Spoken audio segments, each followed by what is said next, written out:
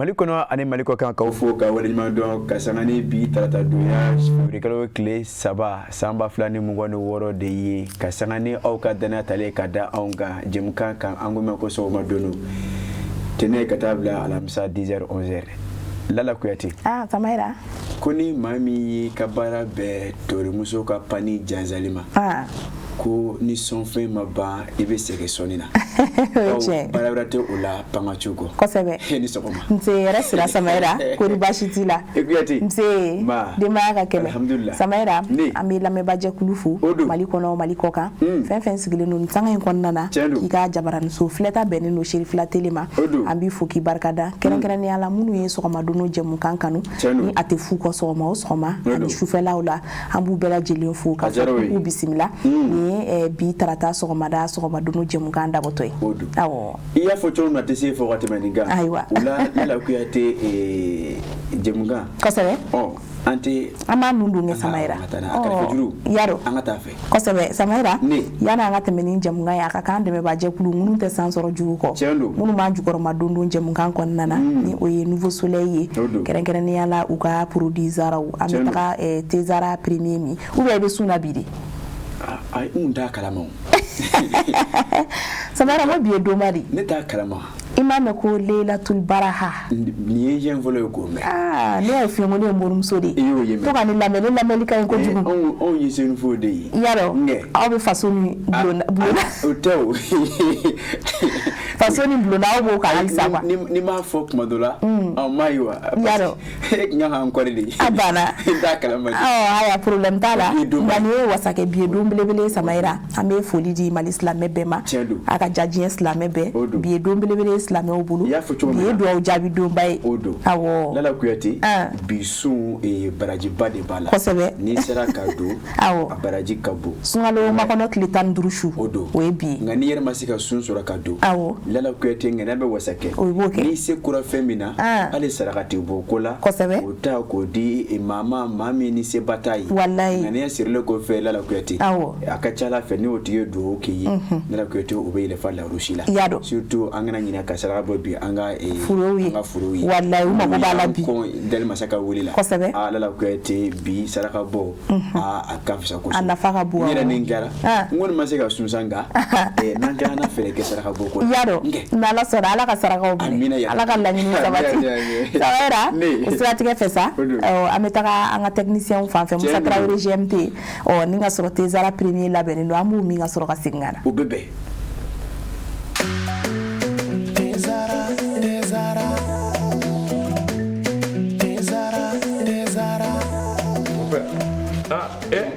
Amona e ka nin den in a bɛ min wuli tasuma kan wa mon père Mali bɛɛ bɛ nin nɛnɛ bara ni Afrique bɛɛ ni ye infusé ka ji kala k'a kɛ te kan o nɛnɛ tiɲɛ la mon père nin ka ne tɛ jumɛn ani n b'o kun dɔ d'i ma Tezara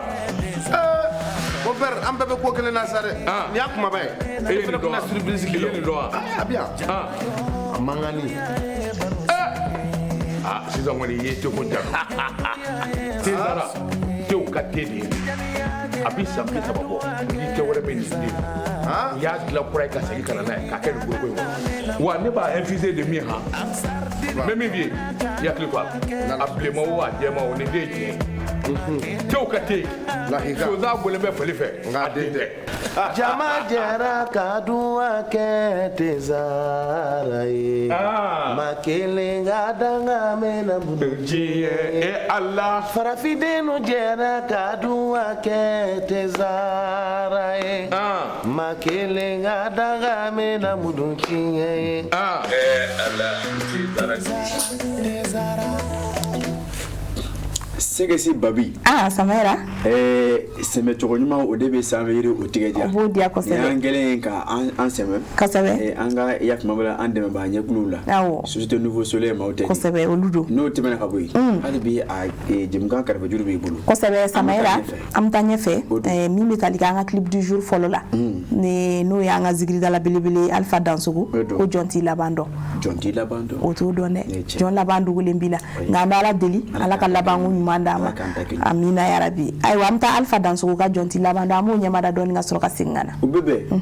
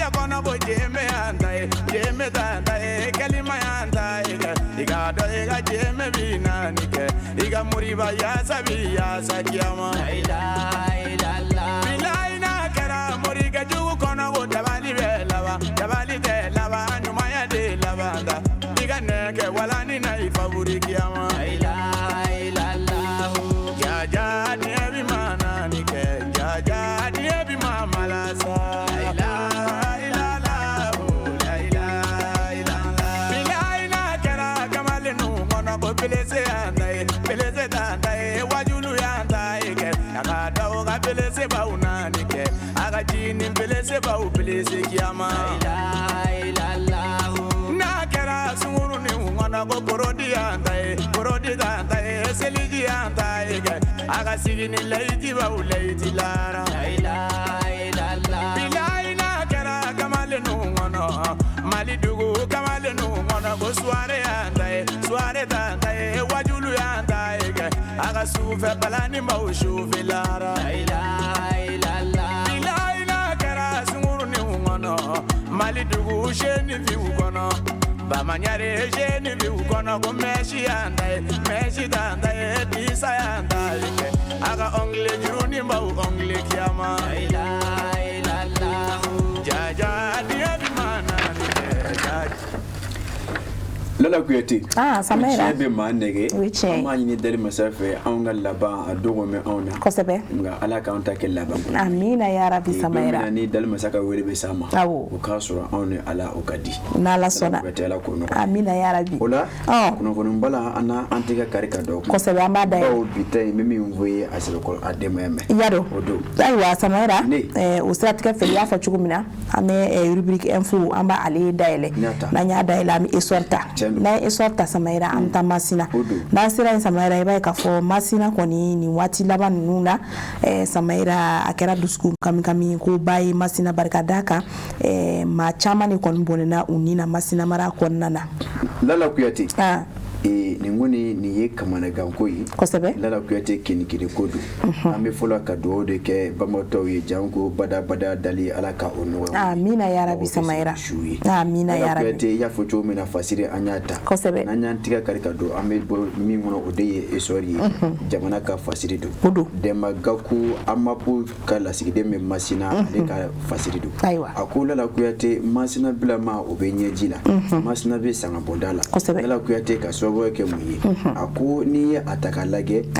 ere muwa anane bonyongo kono ako kini abarika boyana masina ako Lala Kuyate mimbe talike yafma bala janvier kalo kle bisaba anike samba fane mwono woro ako Lala Kuyate drone kamikazi do ako ni atara kanyeshi tongolo kora duguma Lala Kuyate mimbe yafma bala kolo kotomo ukire mara kafo kono ako akeda sababu kasiga makele mbono onina ka mafla fila ni ka olu sebe kɔrɔ jogo a ko Lala Kuyate o siratigɛ la a ko ni ata ko lajɛ o dugujɛ février kile gale sanba fila ani 26 masiri tabaw dɔ nana dɛmɛ ta ka don olu banabaatɔ filaw ma a ko o bɛ taa ni o ye Masina o dɔgɔtɔrɔso ba la a ko Lala Kuyate ala kɔni kɛra o ɲuman sera Masina dɔgɔtɔrɔso ba la nka o segimatɔ Lala Kuyate o yɛrɛla pɛrɛnbarani dɔ kan min kɔni donna sira kun fɛ Lala Kuyate o kɛra sababu ka se ka wulumasiri taba maa 5 bɔɲɔgɔnko olu ni kɛnɛ karaba o nɔngɔni fɛ Lala Kuyate a ko n'i ye a ta k'a lajɛ o maa 5 la maa 1 su ma ye nka maa 4 tɔ kɔni Lala Kuyate o don lazara seli tɛmɛnen o kɔni maa 4 tɔ in kɔni olu ka janajaw kɛnɛ sigi Masina o sera don ba la a ko Lala Kuyate a serela maa caman fɛ minnu bɛɛ lajɛlen y'a kanu ka taa wulumasiri taba ninnu da u dayɔrɔ laban na janko ka se ka dugawu kɛ u ye Lala Kuyate o se de suyera Lala Kuyate baw o tora kɛwale min na o de ye jamana kumabɔli baara ye a ko Masina mairie min bɛ tali kɛ Muruzuku Yatara la jamana ɲɛmaaw cɔla Lala Kuyate ani a yɛrɛ cɔla ale kɔni a ye yafuma b'a la dugawu dɔ kɛ ka ɲɛsin yafuma b'a la wulumasiri tabaw ma Lala Kuyate nin cogo in na Lala Kuyate o kɛlen min kɛ a ko n'i ye a ta k'a lajɛ o ka fara o bɛɛ lajɛlen kan maaw kɔni sɔrɔ la kɛ jɛkuluba kelen ye ka taa yafuma b'a la sangafo baaraw ni ka o danganamaya a ko nin kɛwale fila minnu filɛ ka kɛ don ni a dugujɛ janvier tile 31 fo ka se février tile gale ma a ko Lala Kuyate a ko nin kɛra min ye kamanaganko kini ani dusukasiko ye Masina cercle kɔnɔ Segu Umara boloba kɔnɔna Lala Kuyate Dɛma Gaku ale de y'a fasiri Samayira y'a fɔ cogo min na an bɛ dugawu kɛ banbatɔw ye badabada dali Ala k'u nɔgɔya u ye nti ayiwa Samayira n'an ye histoire bila an bɛ indépendant ta n'an y'o ta Samayira min bɛ tali kɛ bingali wale kulu juguba dɔw la o tɛgɛ kɔni dara olu ka Bamakɔ kɔnɔna na yan kodi Lala Kuyate y'a fɔ cogo min na nazarakan o ko a ma démantèlement d'un réseau braqueur à Bamako Lala Kuyate a ko min bɛ tali kɛ maa 7 bɔɲɔgɔnko la Lala Kuyate ba bulusilakaw olu ka jɔ kɔni o ye olu yara Lala Kuyate a kɛra janvier tile 27 ka taa bila tile 29 na min bɛ tali kɛ commissaire de police la Sulemani Bugu Lala Kuyate olu kɛra sababu ka se ka maa kɔfɛlo ninnu kɔni ni ka o tɛgɛ kɛ o ko ye maa 7 bɔɲɔgɔnko Lala Kuyate n y'a fɔ cogo min na maa 7 don o minɛna ka nɔfɛtigiw kɛ yafuma b'a la ɲininiw ani sɛgɛsɛgɛliw de la o ko minnu ma ko enquête commissaire principal de police Fuseni Ouattara a n'a ka cɛdenw Lala Kuyate olu de kɛra sababu ka se ka tɛgɛ da maa 7 ninnu kan a ko Lala Kuyate n'i ye a ta ka lajɛ a kɔni a baaraw kɛra sababu ka se ka tɛgɛ da o kan Lala Kuyate baw kɛwale jugu de tun kɛra min bɛ tali kɛ braquage la min kɛra sababu ka se ka maa dɔ bɔnɛ o nin na a ko Lala Kuyate maramafɛn cɛjugu min bɛ wele ko pistolet automatique de fabrication artisanale a ko Lala Kuyate accompagné des munitions olu de kɔni Lala Kuyate o kun t'a mɛn o sɛbɛn kɔrɔ dogo su lababali dɔ kɔnɔ yafuma b'a la Sulemani Bugu a dafɛ kin dɔ kɔnɔ Lala Kuyate a ko baara in n'a ka di ye a fɔ a daminɛna janvier tile 11 koyi Lala Kuyate min na ni kɛwale jugu in kɛra Titibugu kɔnɔna na Lala Kuyate min kɛra sababu ka maa dɔ bɔnɛ a nin na ko wale in kɔni kɛlen polisilakaw ye ɲininiw don Lala Kuyate n y'a fɔ cogo min na o de taara bange janvier tile 27 ka taa a kuncɛ yafuma b'a la a tile 29 na a ko tile 27 wele bilala sɛnɛma fɔlɔ ma Lala Kuyate o welela Bangɔni kɔnɔna na Lala Kuyate o welele en possession du téléphone portable de la victime a yɛrɛ k'a fɔ maa min kɔni bɔnna a nin na ale ka téléphone de yera a maa dɔ bolo Bangɔni na Lala Kuyate o kɔni o sira jɛlen o taara o tigi minɛ olu kɛra sababu Lala Kuyate ka se ka na wele bila yafuma b'a la maa 3 wɛrɛ bɔɲɔgɔnko ma l'arrestation de 3 autres personnes soupçonnées d'avoir participé à l'opération Lala Kuyate o kɛra n'i y'a ta k'a lajɛ la poursuite des enquêtes conduit le lendemain à l'interpellation de 2 nouveaux suspects o dugujɛ tugu Lala Kuyate hali bi jɛjugu tɛ wa a laban ye ɲɔgɔn cogo bila o de kɛra sababu ka wele bila maa 2 bɔɲɔgɔnko ma kokɔrɔ tugu Lala Kuyate o dugujɛ n'i ye a ta k'a lajɛ olu fana lamɛnnen olu ye a tɔ fɔ a ko Lala Kuyate maa 7 minnu kɔni don a ko o si bɛ daminɛ san 22 ka taa bila san 45 bɔɲɔgɔnko nkɛ Lala Kuyate i m'a dɔn ninnu ye denmisɛnninw ye san 22 a bɛɛ kɔrɔbalen san 45 don a ko Lala Kuyate o siratigɛ la o kɔni ye wele o bɛɛ lajɛlen kɔni sera ka wele bi ka o tigɛ kɔni kɛ o k'u ye o salo ko ke woro panya ye Ayiwa. ka taa ni o ye kiri la mɔgɔ ɲɛkɔrɔ Ayiwa. o ni min ka kan O na daw kan ye dɛ. Siyaka Tarawele ka fɔ la Kosɛbɛ. o na da o n'Ala sɔnna o ka daw kan yɛrɛ de. an ye min salo ka bɔ kanabila kɔnɔ Kosɛbɛ An ka Samayira an ka to kanabila kɔnɔ Baasi tɛ. ka sanga ni jamana lakanali ani jamana kɔnɔdenw i b'a ye k'a fɔ min bɛ tali kɛ Burkina donso olu ka ɲɛma o kɔni moto 100 o di Mali donsow ma. Lala Kuyate Fale Kulubali Ayiwa. ale de ye kalamukalashu dabaji la dɛ Ahɔ. a ko nin ye kɛwale ye min a man ka tɛmɛ ten Kosɛbɛ. ko bawo tare ko don Walayi. a ko Lala Kuyate n'i ye a ta ka lajɛ a ko o ka donso tɔnba dɔ bɛ Burkina Faso Lala Kuyate n'a ka di ye k'a fɔ donba dɔ bɛ o bolo o ko ma ko dankun tuwala don a ko Lala Kuyate o baaraw olu kɔni kɛra ka bɛn ni janvier kalo tile 29 ka taa bila a tile 31 tɛmɛnen na Kosɛbɛ. Lala Kuyate Bobo Julasokaw fɛ yen Ayiwa. a ko n'i ye a ta ka lajɛ o siratigɛ la o donso tɔnba o ɲɛmaaba ni o de ye Ali Konate ye Kosɛbɛ. ka sanga ni Lala Kuyate dankun tɔla don in baaraw ye Lala Kuyate a ye a kɔngɔn fa moto belebele 100 100 moto a ye min ta k'a di Yafuma Bala Mali jamana donsow ma Samayira Lala Kuyate tɛgɛrɛ kan ka warawara ko di Awɔ. a ko n'i ye a ta ka lajɛ Kosɛbɛ. Ali Konate ka fɔ la a ko moto ninnu a dɔw la o bɛ se ka kɛ sababu ka se ka taa ni segin ka nɔgɔya donsow bolo Kosɛbɛ. janko Jarawelela kɛlɛli baara min ni o bɛ sen na Walayi. o bɛ se ka kɛ sababu ka se ka baara nɔgɔya o bolo Kosɛbɛ. Lala Kuyate a ko n'i ye a ta ka lajɛ Ɔhɔ. a ko kɛwale in kɔni a kɛra nin cogo in na Ayiwa. Lala Kuyate min kɔni a kɛra kibaruya duman ye bawo Lala Kuyate n'i ye a ta ka lajɛ bɛn sabatili ɲinini baaraw don a ko n'i ye a ta ka lajɛ Ayiwa. Mali jamana ani Burkina bi an bɛ fala an bɛ bala Kosɛbɛ. ka fara Niger kan bawo an bɛ ɲɔgɔn sɔrɔ kulu kelen kɔnɔ ni o ye AES ye Walayi. a ko Lala Kuyate o de siratigɛ la ni a ta ka lajɛ Ali Konate ka sanga nin kɛwale a ye a yira k'a fɔ a ko dancɛw tɛ Mali ani Burkina ni ɲɔgɔn cɛ a ko jamana kelen don Kosɛbɛ. a ko nous sommes un seul et un même peuple unis par l'histoire, la culture et le destin commun et que les frontières actuelles ne sont que le fruit d'une séparation imposée.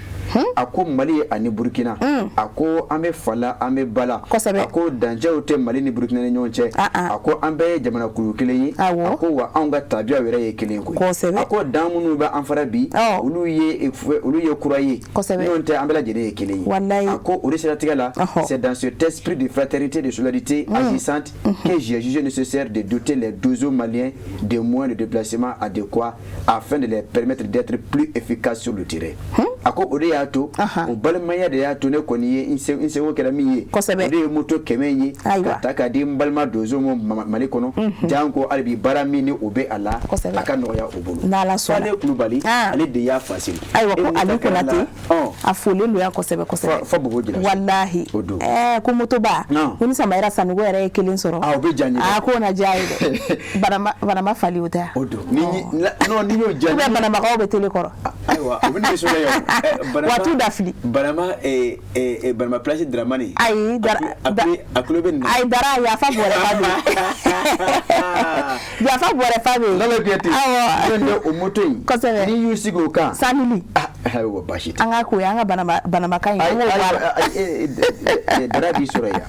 Samayira ale bi kunnafoni ko na sira fɛ. An bɛ bɔ indépendant kɔnɔ ka indicateur ta. An y'o ta. N'an y'o ta Samayira ka sanga ni Bamaji tigilamaw ye u ka wale jugu min kɛ Diboli n'o de y'u ka bingani waleba in ye ka ɲɛsin an ka tajidoni mɔbiliw ma ni o ye citerne ye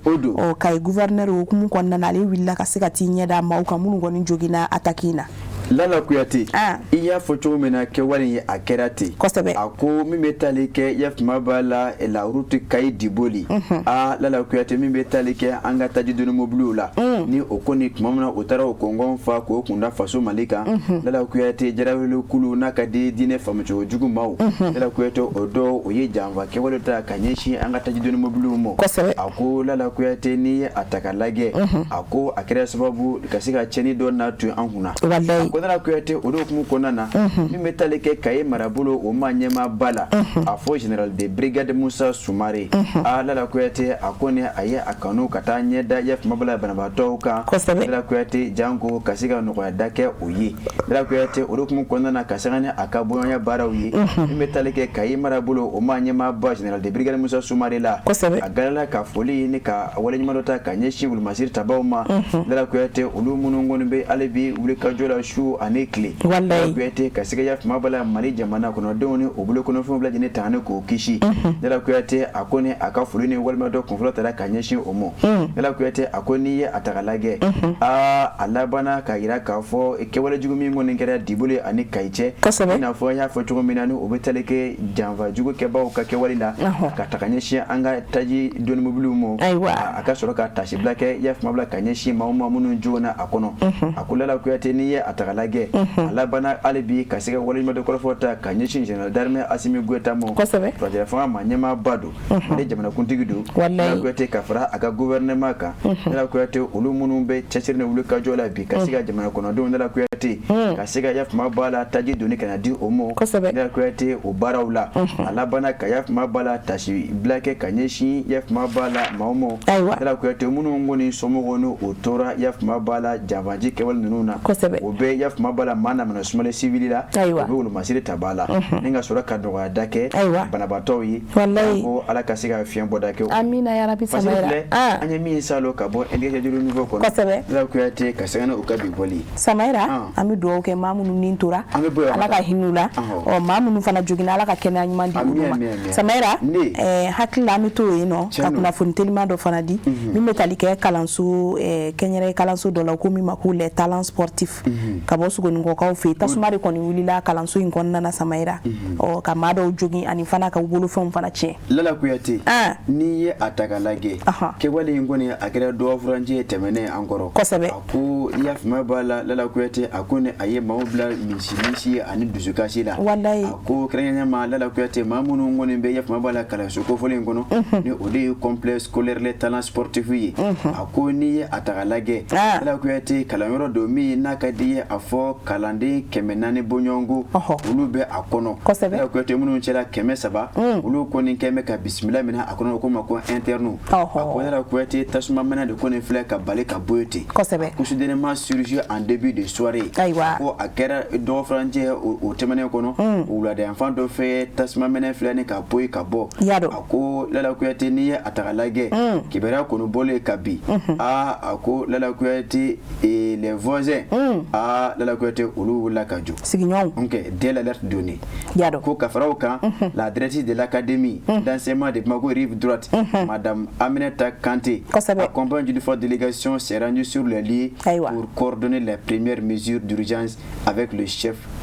de section de l'enseignement préscolaire Amidou S Maiga dala kuyati akoke wale ngone kele akumi betale ke kalango nyemba kulumimbe Bamako bakini buli enfant fait o manyema muso kafara atama donka ulu koni oyo osim fabribri kata kalanso ko folena dala kuyati de me konfolo min kanga ta kanyeshi omo dala kote jango kasiga obla singa ni atagalage dala kuyati wala sa kasiga tasma menen ka dasrala min betale ke anga sa per pompier la nela kuyate ka bo so ngo kono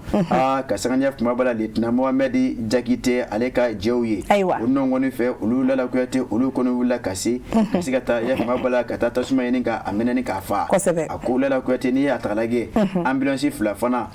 ulu fana blala onno ngoni fe wala sa kasigata demeta kanyeshi iya fuma bala la kuyate banabato mo akula la kuyate l'ensemble du lycée du cycle fondamental le constat est amer akula la kuyate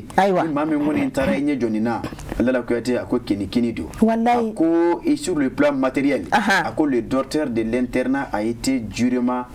touché kalande shioro OK kalande munu ni ulu kun dame bismillah menu obeshi ako shioro lala kuyate ako chamatrat shifede les matériels et les équipements sportifs ont été entièrement calcinés ako lala kuyate obeda femunu nganu odeye matlawi ani oka barake mino kalande nga barake mino nu oka abena fo volontaire école do OK ofuna chama ko ni tro shishila ont été entièrement calcinés lala kuyate de nombreux équipements logistiques sont désormais hors d'usage oka subhana mansion ako chama fana bi lala kuyate utesiga barako makunya blede l'évacuation de 5 victimes 4 élèves et un gardien vers le siège Gabriel Touré a suscité une vive inquiétude au nom ngoni fe kalande nani ani gardien lala kuyate ulu sebe ko juguna ulu ta no ngoni fe katano o yaf mabala Gabriel Touré la la kuyate fasiri fle anya mi salo kabo inditer kono ISI le de ya fasiri ame duodo le ke jan ko la kasiga no amina ya rabbi samaira mate akara masibai Samaira ola sa kuna fun na sira fe alibi ame nouvelle horizonta nanyo ta Samaira ni metalike anga jamana basaba ni o Mali Burkina ni Niger u jeton AES o oluka sora su fara nyogonga kasika susuli bado ke kerenkereni yala minaka marabulula adugu mimbe na bi fuma ko Dakabar o akera fanfela ndila minga sababu ye ka terroriste nyema do ere bonanina Abu Al-Gabas Ishmali odi to wenyi ma foto manyawa anyana aywa miste kala kwati ako susuli ayra sibiri do avec le club bisaba anikele samba fla ani mwani woro iya foto mena yorola akoma ko akbar awala kwati obi mena ka de fe nakadiye Mali an Niger o danchewla ako la kwati ni atakalage we yoro mina ni dine e famu jugu ako jarawle kulu o chama ko netama bismillah men yoro ko folena ako resira tigala ako une patrouille des forces armées maliennes ako appuyé par des partenaires de l'Alliance des États du Sahel Mali jamana wulu masiri tabao o kamnu sawlo do ka jien kono ka sangane yaf mabala AEC kele buluyi dala ko yete ulu koni utara yaf mabali yaf dine famu jugu ma dola dala ko yete munumbe la mala yoro ko folena dala ko yete onyeshu oka oyi oka bara osigi senga sano duguche dala ko yete anyanto ni ka susuluke susuluke la sababu dala ko yete kasika dine famu jugu jarawula kulu chama mado kono bla ya famla sunogo o dabla balila ka bono banfla tane ga choro o chama kuna dala ko yete ni atakalage o kera dala ko yete ka kafara o kan akumi metalike o ka keleke fe onta o fana chama ko ni chena ako un second groupe venu en renfort a également été défait après de nouvelles confrontations ako kuma mina amala ka mafla no ngoni susu o demenyo jokulu do fana bulla kana ko o be demeta kanyishi o ma renfort bulawa anya to sane duguche ko lu fana ke na fo olu kunte dala ko yete anya olu chama daji ako ni atakalage lala ko yete mi ngoni yeki bada dumai ako o kanyema badobe chen to ko tugude Abu Al-Gabas Ishmali dala ko yete angoni jeraga origin fara nyonya dala ko yete o kereke wali mi ngoni ni ansonya baraka buena ko wallahi ako ni atakalage ka fara chenka Al-Gabas Ishmalika Abu dowa tota Abu de Abu Al-Gabas Ishmali lala ko yete ka fara o kan nya fo to mina o ka keleke mena o chama ko ni be lala ko yete anye olu fana soro ka fara le fana ka ako une dizaine de combattants ont été neutralisés akelente ko anye o chama fana anye o da shishira l'état-major général des armées lala ko yete ako ni ayira ka fo donc wale ngone akera no yoro ko forina wa anson jale do lala ko yete anye fulita kanye shenga keleke do ma munu ngone ngira ni bara en so buyi alibi kasiga nyini jamna kondo fe ukadana da onka o ka onde mene kibare yi jango anga siga jugu nunu da bo na la sona mama ni turi ali de ya fashiri Samaira ami do ka ali bi anga finti ko ala ku fanga se jugu ala ku lu de se ali bi ka bo kuna funi balango no ana so abdu makuta to te shara fagala bi to nabi ko sebe na so abdu makuta o ko dimashi ko ni ali ni dimashi to makenye kerenkere ni ala gunam cercle ko nana barka daga kuru le frila tuguni gundam komina Samaira ko mi mako duwe kire awo lala ko yati akoko dimashi fima un dimanche noir dans la commune de Douekire cercle de Goudam wallahi lara kuyati tubabu ka kurumbrembe no kuma ko bagi idona kuna kaiwa ndona bagi kono idona kuna de tato joila marala idona kono ay bagita lara kuyati o bagi do o de be ke subabu ka sika yaf mabala ma ko ni ba fanfla ka sika ma ko ni nga o tige kata ba fla kata fando infe ale kata fami kana fando infe akolela kuyati o bagi do re ko ni ka to ma donna ka batige ako ode shurla bakono akera masibai dala kuyati ako kibaro ya yira kafo nimetale ke yaf mabala duwekere yara mara kafola ako gundamo o cercle kono ako dala kuyati ne kewale jugu ingone akirai ako bagi ingone dala kuyati mimege sababu asika yaf mabala nya feto mena ba a fanfla ninga sura nyona kasangane batigale ni maunu obule ko mfoni ako dala kuyati ode kono fleka yara te bakono dala kuyati ni mauyi a ko la kuyate a kɛra sababu o nɔngɔni fɛ maa naani bɔɲɔgɔnko k'olu kɔni k'o ningɛnɛ karaba ni nka maa caman kɔni bolo kɔnɔ fɛnw la kuyate o fana caman kɔni o fana tiɲɛ a ko les sources indiquent que l'accident s'est produit au cours d'une opération de traversée de routine a ko la kuyate février kalo tile gale o ma bɛn dimanche don ma wa a ko la kuyate kɛ wale a kɛra o don a ko n'i ye a taga lajɛ a ko les bacs utilisés pour le désenglavement de la zone entre Tomoto et Goudam a brusquement perdu sa stabilité avant de sombrer dans les eaux. A ko bagi la kuyate a bɛ Tomoto ni Goudam ani ɲɔgɔn cɛ a ko ni a bɛ deli ka maaw ta ka taa yafuma bala yɔrɔ kɔfɛlen ninnu na a ko nka nin don in la kuyate ni don min ni ala jarabi bɛ na don bɛ bi a tabaga bolo bamananw ko ten ko sun bɛ maa bi a dɔrɔn i t'a tulo ye a ko la kuyate nin ko ni don min ni kasara bɛ na a ko kasara a bɛ na ko dimanche don o de kɛra sababu kasara in kɔni kɛra nin cogo na ka se ka bagi in kɔni k'a firi o ninnu kɔni fɛ n y'a fɔ cogo min na maa naani kɔni olu ni kɔni tora a la la kuyate ka fara o kan 2 véhicules chargés à bord du bac ont été totalement engloutis par les flots ko bagi n'i y'a ta k'a lajɛ mobiliw fana bɛ don a kɔnɔ parce que mobiliw minnu tɛ se ka tɛmɛ ji fɛ la kuyate olu bɛ don bagi kɔnɔ ka ji tigɛ a ko olu fila falen fana tun bɛ a kɔnɔ a ko olu bɛɛ yarala ji kɔnɔ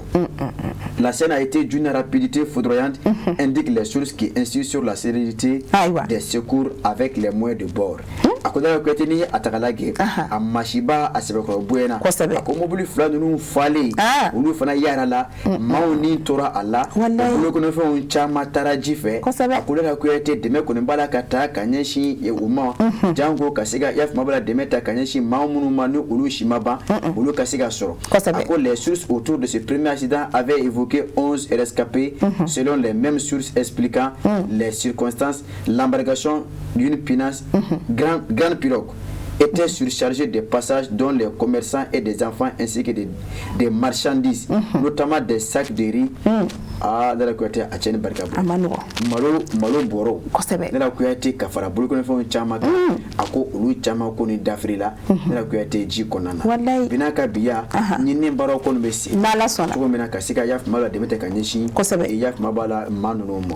fasiri Laya Jara ale y'a fasiri ka bɔ soirée kɛra la an ye a lakali o don ayiwa Samayɛra bi kunnafoni bala e ko an t'a bila yan an k'a bila yan awɔ ko di dɛ tɔtɔ ko labilen tɔtɔ la ayiwa Samayɛra an b'i fo k'i barikada a tɛ tɛmɛ nin kan fasiri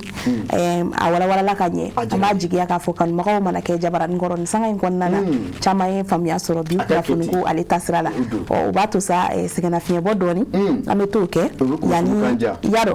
yani an ka madame Keita Aminata Traoré ale bisimila a b'a fɛ ka mɛn dɛ les plats de chez nous a b'a fɛ ka mɛn o bi ye tarata ye ni tarata sera dɔrɔn ne yɛrɛ ma dumuni Samayɛra bɛ nisɔndiya ayi ne ma dumuni kɛ bɛ kun donc n ye surafana to yen ka daraka to yen donc ka sɔgɔmada in na kɔnɔ Ami bɛ na ayi jigiya bɛ dafa sisan Ami nana ka ban Ami ma na foyi ma ye a banna an ka tesara deuxième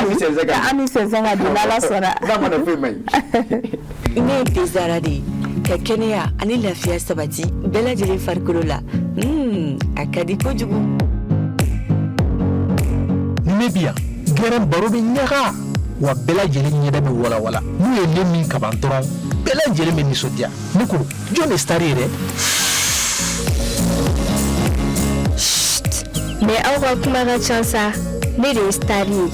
ne ka di wa ne dumuniw timiya ne de ye lɛzara ye ne ka di denmisɛnninw ye wa mɔgɔkɔrɔbaw kɛrɛbɛ tɛ k'aw to ne mini na a b'aw kolo sigi k'aw mɔdiya o de y'a to ne ka di denmisɛnninw ye kosɛbɛ aw yɛrɛ fɛ jumɛn de ka di ani jumɛn de bɛ n'an cɛɲa ne de don tomate concentré Zara ne kelen pe dɔrɔn awɔ nka an bɛɛ de ye Zara n'aw ko dumuni sanuman caman a ye tobilikow la sanbalaɲɛw sugandi n'o ye Zara ka dumunifɛnw ye a bɛ sɔrɔ Mali feereyɔrɔ bɛɛ Zara ye Nouveau Soleil SARL ka produit dilannenw ye Lala. Jigiya ma cɛw. Yadɔ. Kosɛbɛ. N ko jigi ka fisa ni don kelen fa ye. Jigi ka fisa n'o ye. Jigi ye bada ye. Awɔ. Fa don dugujɛ o de ye kɔngɔ ye. O madame Keyita. Kosɛbɛ. N nana jigi kɔrɔ. Awɔ. I ni sɔgɔma. Nse yɛrɛ ni sɔgɔma. Ko ni baasi t'e la. Baasi foyi tɛ n na alhamdulilah. Denbaya don. Baasi foyi t'o la. Lala Kuyate. Mun de ye. Madame Keyita ye kɛnɛ sɔrɔ. An y'o fɔ n ko ni tarataw sera. N ko sɔgɔmadonu jɛmukan lajɛbagaw caman bɛ boli ka na jabaranin kɔrɔ. Ale ka nali ka dumuni. Rubrique les plats de chez nous. N'o ye an yɛrɛ ka dumuniw ye. K'olu bɛ ɲɛmada tarata. Nka n y'a fɔ n ko musolakaw anw fana jɔyɔrɔ ka bɔ a la. Barika da kan a bɛ kɛ sababu ye an bɛ tobili caman wɛrɛw fana dɔn ka fara an ka dɔntaw kan. A b'an dɛmɛ gada la. O tuma Madame Keyita i bisimila. Awɔ baasi foyi tɛ. An b'a fɔ an filɛlibagaw ye ko Ala ka tile yɛrɛ d'an ma. Kosɛbɛ. K'Amina ko nɔgɔya. Amina. Ka garisigɛw foni tama tama. Amina yarabi. Kuma caman yira an na ka laɲiniw sabati. Amina yarabi. Aw yɛrɛ dun. Ayiwa Amina. Baasi t'an na. Dɔɔni. Ko ni baasi kɔni t'i la. Ne bolo min na ni sɛnaji de ye bi parce que jelimuso mura ni sɔgɔsɔgɔ kun b'a la. I man yɛrɛ kɛ. A yɛlɛmana jatigimuso fɛ yan. A yɛlɛmana jatigimuso. Jelimuso jo t'o la. A nɔgɔn dɛ. Ou nin fana ka ɲi mura ma. Ka ɲi mura ma. Médaille ya. A banna. Foronto min b'a la. O tuma na an teliya joona. Keyita ka taa min. N ko muratɔ a nana di muratɔ de ma. O tuma na e ne de tɛ ka sɔsɔ. Yarɔ. Madame Keyita. Kuma b'i bolo. Kosɛbɛ. Baasi tɛ yen. Baasi foyi tɛ yen. Alhamdulilayi. Plan min b'an bolo bi. Ne kɔni an bɛ bozow fɛ yen. O don. Awɔ. Kuran san kɛra. Awɔ. Kuran mɛn ma. Kɔni baasi ja ma. Ko yɛrɛ de don. Awɔ. Donc an bɛ bozow fɛ yen. Ne kɔni ye bozo tɔgɔ mɛn dɔrɔn i hakili bɛ jigin. Jɛgɛ kɛnɛ de la. Yarɔ. Awɔ. Ne ye jila donso ye. Donc min b'an bolo ka yira o la bi. Bozow ka ko kan. N'u tobili togo kan. An ka jɛ k'o filɛ. N'Ala sɔnna.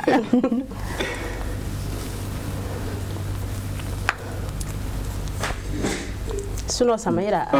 a ka di ye dɛ. Yarɔ. Nin ko nin sigi bɛ cogo min na. Ay mais Samayira kana nɛnɛ fɔlɔ. Ali plan ma na.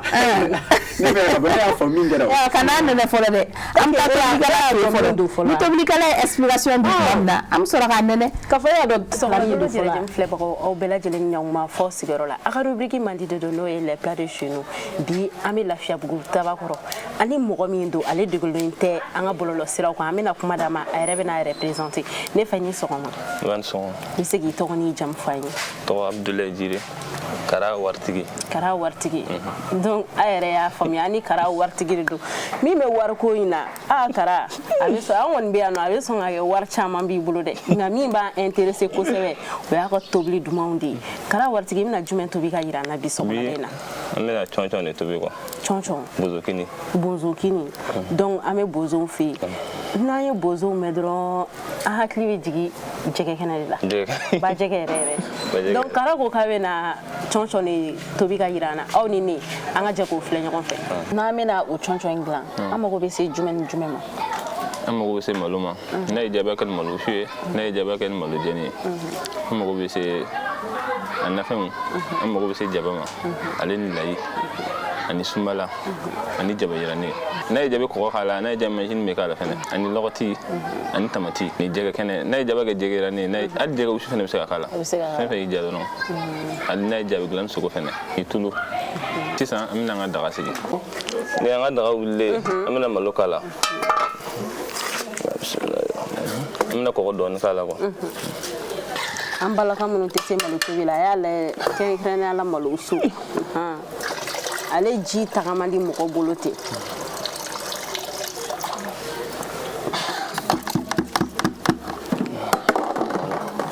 N bɛna datugu an bɛna lɔgɔti k'a la ani tamati n bɛ fɛnɛ k'a la n bɛna lamaga sisan dɔɔni. Donc a n'olu de bɛ yiran k'a don ɲɔgɔn na. Voilà ka sɔrɔ ka jaba susulen k'a la k'a yiran n'o fɛnɛ. Voilà n bɛna ji kɛ sunbala ni jaba yirani la k'o ji bɔ k'o kɛ daga in kɔnɔ kɔfɛ an bɛ ji dɔɔni k'a la k'a sɛnsɛn cɛncɛn bɛ k'a la quoi k'o bɔ a la sisan an b'a datugu quelques minutes. Voilà an bɛ jaba kurukuruni dɔ bila a la o b'a ja mɔgɔ da quoi. Kara tobiliko in yɛrɛ nana cogo di kuma tɛ ka se fo bɔlɔlɔ siraw kan. Tobiliko wa n bamuso de tun bɛ tobili kɛ mais mɔgɔ kɛnɛbaatɔ ba tun tɛ ten quoi. Voilà ayre bana mi yoro na sisan ala ka hinɛ ni silamɛ furu bɛɛ lajɛlen na on ye tobili kanu bari fa den kelen do den muso mate min na tobili ka den fa ma ne fɛnɛ bɛ baara bɛɛ kɛ ne bɛ tobili kɛ n bɛ fɛn bɛɛ kɛ voilà n tora ten ne kun bɛ se tobili la dɔ nana fɔ ye kun bɛ se ka filmer tobili kɛ ka bila réseau sanfɛ quoi kun min kalanni tɛ mais k'a bɛ se ka kɛ sababu ye n bɛ se ka lakodɔn mɔgɔ bɛ se ka n ta ka taa n bila u ka tobiliw la fɛn bɛɛ voilà. mais e yɛrɛ y'a kanu wa? awɔ n y'a kanu kosɛbɛ taalen ɲɛfɛ yan ne kɔni sera ka comme c'est bɛrɛ tɛ n ye kosɛbɛ mais an bɛ yɔrɔnin min na sisan ne taalen ɲɛfɛ ne kɔni sera ka fɛn sɔrɔ n bɛ restaurant dayɛlɛ n bɛ kɛ tobilikɛla ye siɲɛ kelen ka dumuni feere quoi o de ka di n ye kosɛbɛ yɛrɛ sisan n bɛna malo ji ta ka kɛ na in na quoi ka malo ji ta awɔ k'o kɛ na in na o de bɛ kɛ k'a ji dɔn wa? o de bɛ kɛ k'a ji dɔn mais ni a bɛ fɔ nin ma cogo di? simo awɔ donc i b'o de don malo la k'a digi voilà k'o digi k'o ji ta k'a ji ta ka k'a la voilà ji simple k'a la o bɛ kɛ i n'a fɔ naji voilà donc n'i ye nin k'a la a bɛ dun a bɛ giriya voilà a tɛ jigin a jukɔrɔ la sisan n bɛ kutu don a la ka jukɔrɔla cɛ sɔrɔ ka tɔgɔ kɛ ka sɔrɔ k'a lamaga voilà k'a lamaga dɔɔni funfun a sanfɛ voilà walasa a ka se ka wusu ka fa kosɛbɛ ale na man ca n bɛna poivre k'a la kɔgɔ dɔɔni k'a la n b'a datugu ka dɔɔni tobi ka jɛgɛ kɛnɛ k'a la quoi bismillahirrahmanirrahim donc jɛgɛ wusulen ninnu i bɛ se k'olu bɛɛ k'a la ou bien jɛgɛ fɛn fɛn y'i diya i bɛ se ka k'a la mais jɛgɛ kɛnɛ de ka d'a la jɛgɛ kɛnɛ de ka timi a la kosɛbɛ quoi mais défaut b'a la dɛ n'i ye jɛgɛ kɛnɛ kɛ daga la i tɛ kutu don a daga kɔnɔ dɛ bosokɛ o ye ko kura ye sisan n'i ye jɛgɛ kɛnɛ k'a la k'a fɔ ka kutu don a na la o tɛ kɛ dɛ o tɛ kɛ yan n'o kɛ don na jɛgɛ bɛɛ bɛ tiɲɛ a bɛ nɔɔni a bɛɛ bɛ nɔɔni sisan n bɛna porotobani k'a la ale na in bɛ kɛ tan de k'a tereke tan kutu tɛ don a la i b'a kɛ tan walasa naji ka jɛgɛ kana taara quoi an bɛna ka kini bɔ kini mɔna a ka teli a nɔ ka ɲi wa musaka man ca fana ne kɔni fɛ bɛɛ bɛ se ka nin kɛ voilà sisan an ka tobili banna an bɛna tulu k'a la dumuni yɛrɛ tɔgɔ dalen bɛ tulu in de la a ye mankan lajɛ le fait que a bɛ kɛ cɔn voilà o de ye dumuni tɔgɔ ye o de ye dumuni tɔgɔ yɛrɛ ye sisan Kara waritigi ni waati in de ka di ne ye ka tɛmɛ émission yɛrɛ bɛɛ kan nɛnɛ kuma ko dɔ kuma sera an ka taa bismillah an ka taa bismillah cɔn e ni kun ne ni bi bismillah ne a bɛ dun jɛgɛ de dɛ a jara mɛ i tɛgɛ lase sanfɛ fɛngɛ yɔrɔ voilà o de ye base ye ne y'a fɔ aw ɲɛna ne bɛ k'a nɛnɛ aw de ye sinon Kara y'an bonya ni jɛgɛ ye dɛ fɛn bɛ se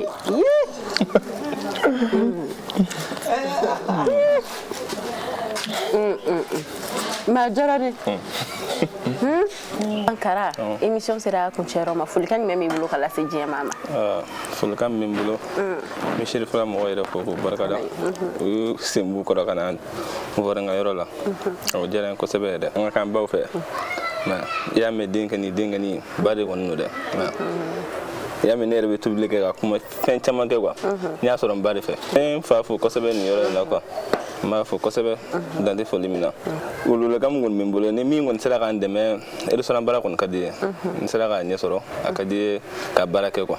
ni ne tun b'a fɛ ka yira aw la jɛmukan in kɔnɔna na aw yɛrɛ ɲɛ b'a la an ye cɔn de dilan bi an tun bɛ maa min fɛ yen nɔ o de ye Kara waritigi ye tiktok Kara waritigi an b'a dɔn bɛɛ y'i ka tata tɔmɔ a la ayiwa an b'a fɔ aw ɲɛna k'aw kan bɛn diɲɛ waati wɛrɛ Madame Keita a tɛ tɛmɛ nin kan an bɛ tobili an bɛ deli ka tobiliw ye an bɛ musow de yala Samayira nka ka se cɛw ma olu fana ka tobili kɛ tan et puis ka a procédure bɛɛ suit à la lettre k'a bɛɛ ban a ka di tiɲɛ yɛrɛ la Samayira o fana ye dabali banko ye bon e yɛrɛ bɛ se k'a lajɛ o n'a ka di n'a man di comme nin ye cɛw tɛgɛ nɔ ye i bɛ se ka jumɛn fɔ e min y'a nɛnɛ an tɛ se ka kuma an m'a nɛnɛ o ne bɛ ka nɛnɛ fɔlɔ dɔ la awɔ a nɛnɛ i ka sɔrɔ k'i ka impression di Lala an b'an balimakɛ fo kosɛbɛ awɔ ka d'a kan n y'a wele a ma gɛlɛya foyi don a la donc a yɛrɛ ɲuman ko kara waritigi ayiwa ko kara waritigi ka wari dɔ sura an yɛrɛ n'Ala sɔnna a ma Ala ka laɲini bɛɛ lajɛlen sabati amina ya rabi a to ni mun ye a y'a tobi ni min ye sunbala b'a la awɔ sunbala b'a la lɔgɔti b'a la iranien b'a la lɔgɔti b'a la foronto b'a la yɔrɔ ka sɔrɔ ka jɛgɛ kɛnɛ kɛ k'a sankɔrɔta nin ye jɛgɛ de ye tiɲɛ yɛrɛ la sunbala ye farafin najini de ye tiɲɛ don mais k'a ɲuman sɔrɔ o de ma nɔgɔn sisan sinon sunbala ye fɛnba de ye guwa taabolo ɲuman kosɛbɛ parce que n'i ye sunbala k'a la a bɛ nan diya a ka ɲi farikolo fana ma a dundala fana ka yiri yɛrɛ de ye naturel de don bɛ bɔ dɔrɔn k'a dilan produit foyi tɛ k'a la mais sisan i bɛ dɔw ye i bɛ sunbala sɔnni ka a k'a la i kɔni n b'a ɲini musolakaw fɛ i ka jikalan k'a la k'a lamaga fɔlɔ ka sɔrɔ k'a sɛnsɛn daga la parce que cɛncɛn bɛ se ka k'a jukɔrɔ cɛncɛnba de bɛ sisan sunbalaw la bon a gɛrɛgɛrɛ yɛrɛ sɔrɔli ma nɔgɔn parce que a dilan cogo suguyaw ma sisan tiɲɛna an bɛ Madame Keita fo a n'a ka ni cɛ ye kosɛbɛ kara waritigi jɛgɛ in yɛrɛ a kulamɛ dɔɔnin dɛ n ko bozo don bozo de don a taara jɔ fili sɔgɔmada joona fɛ ka nin jɛgɛ kɛnɛ in salon ka na ka n'o kɛ cɔn na k'o di Seri Filateli kanubagaw ma a tɛ tɛmɛ nin kan sisan e yɛrɛ hakilina ye jumɛn ye k'a ye k'an balimakɛ de ye n tobi tiɲɛna o b'a jira k'a fɔ Lala Kuyate an bɛ waati min na fɔ bi kosɛbɛ surtout dumuniko la muso bɛ min kɛ cɛw bɛ se k'o fana walayi Samayira surtout a y'a fɔ cogo min na ni ni ɲɔgɔn ye k'a fɔ ko a b'a intéressé dumunito la fo ka se nin na aw yɛrɛ fɛ ka min fɔ cɔn muso caman n'a fɔ ko nin ye mun ye n'a fɔra ko cɛ de bɛ k'o dilan Lala Kuyate o kan ka maa sɔn hakili la o la an bɛ dugawu de k'a ye a ko nin diya mɛn kosɛbɛ a diyara dɛ ni diya de fila ye kelen kɔni don n'a taara jɔnjɔn nana t'o kɛ vraiment Madame Keita an yɛrɛ b'an kan fara kara waritigi kan ka dɛmɛba jɛkulu wele vraiment ni maa minnu sera ka kara dɛmɛ a ka se ka tobili yɔrɔ ni o ye restaurant k'o dayɛlɛ ka se ka ga duman bɔ k'a di kanumɔgɔw ma mɔgɔw ka se ka taa dumuni dumanw san sanuya kɔnɔna na k'a dun o bɛ kara dɛmɛ kosɛbɛ o b'a dɛmɛ kosɛbɛ ka da lahalaya caman kan sanuya kɔni o y'a ta ye kosɛbɛ a nisɔn ka di nisɔndiya da ye a yɛrɛ ɲɛ b'a la an ɲɛ b'a la a tɛ tɛmɛ nin kan o la an bɛ Madame Keita yɛrɛ de fo kosɛbɛ sani k'a fɔ ko jɔnni kunna di i n'a fɔ i sababu ɲuman walayi ne yɛrɛ kɔni tarata dɔn kɔfɛ kɔngɔ de bɛ ne minɛ a banna nka ni ne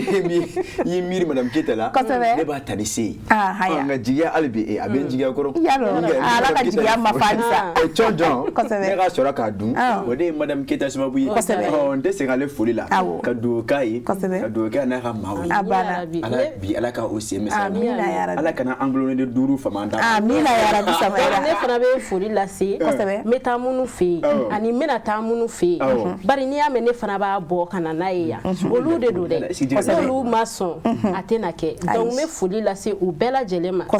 kara yɛrɛ fo a ka laɲiniw ye min ye n'o ye restaurant ko ye Ala k'o sabati amina ya rabi an yɛrɛ ka laɲiniw ye min ye Ala k'o fana sabati amina ya rabi donba in bonya kama ayiwa Madame Keita an b'i fo k'i barikada a tɛ tɛmɛ nin kan Samayira hakili la ka se ka Madame Keita bilasira bi jɛmukan kɔnɔ an ka bi clip du jour filanan an bɛ segin ka taa an ka technicien fan fɛ Musa Tarawele GMT an b'o ɲɛmara ka sɔrɔ ka Madame Keita bilasira n'o ye Madame Keita ɲɛna Keita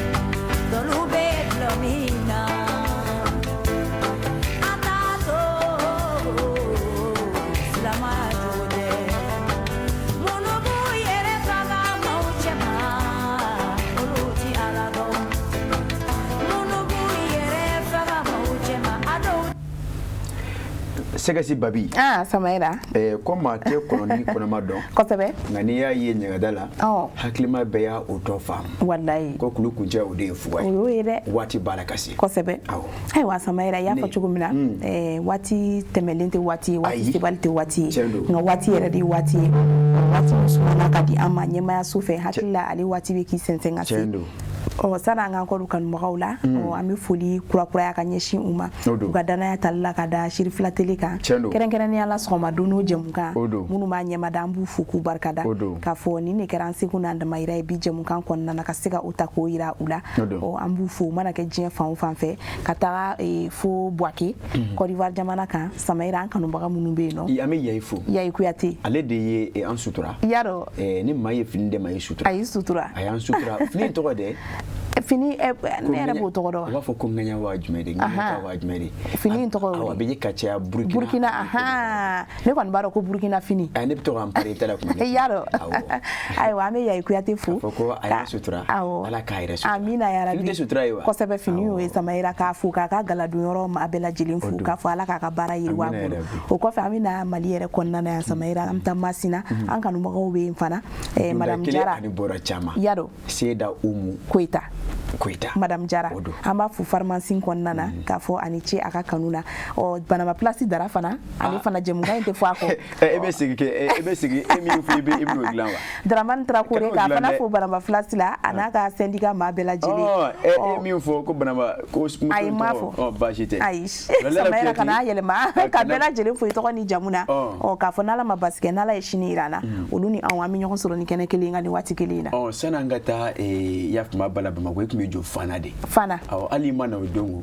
tijani konate de nyiniga yaro ko lala ko yate makena la sorobi aiwa kame tijani konate fu fana awo tijani konate anaka bitigi kono mo be kambu bela jelen fu fana awo ka fo kala ka sugu ya ko sebe awo lala ko yate maliko na ani maliko ka ame bela jene fu ka be mando ka ne be nga foli kerengere bi ka di segu sido ani bazando lala ko yate ma kanu bate sondela ko sebe jemunga kanu ba badobe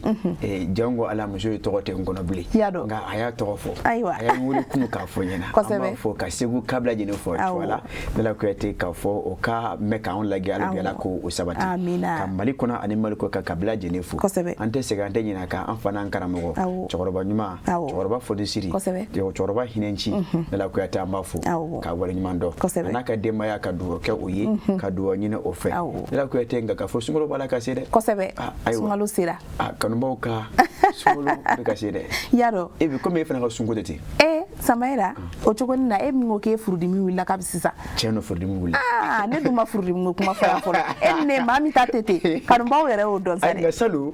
ne ba ko mane salo ndo anti salo na salo te mena ka ngo salo ne sungolo besu le passé c'est le passé ka sunga émission ke ame présent la sisa ante passé ante ko ba gulu ame kuma le présent ne ka sisa do ngore ka ko maka ko na ka maya ke bajite lala wanya so manya bla ablainde ko le tagadila ola ne la mabashike ne ala ya wati wera ira on na la sona ame songo nyongo soro ya sano cha sebe ke ninga bi 23h30 0h30 na la sona la ko yati ola mafo ala ka wati wera fra anshika amina ya rabbi au ka me wati na taula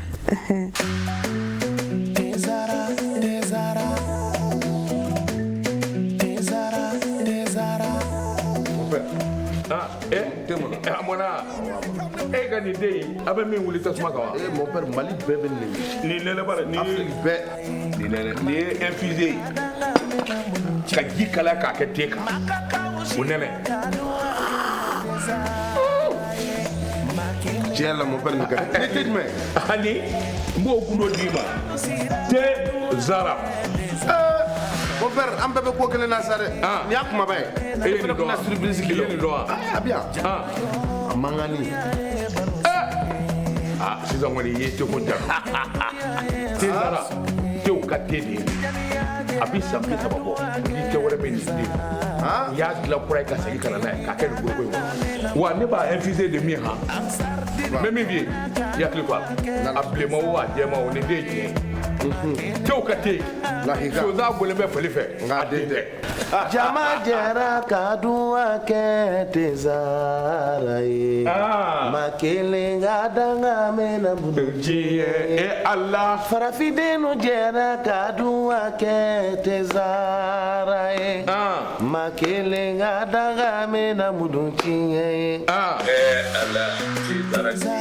tezara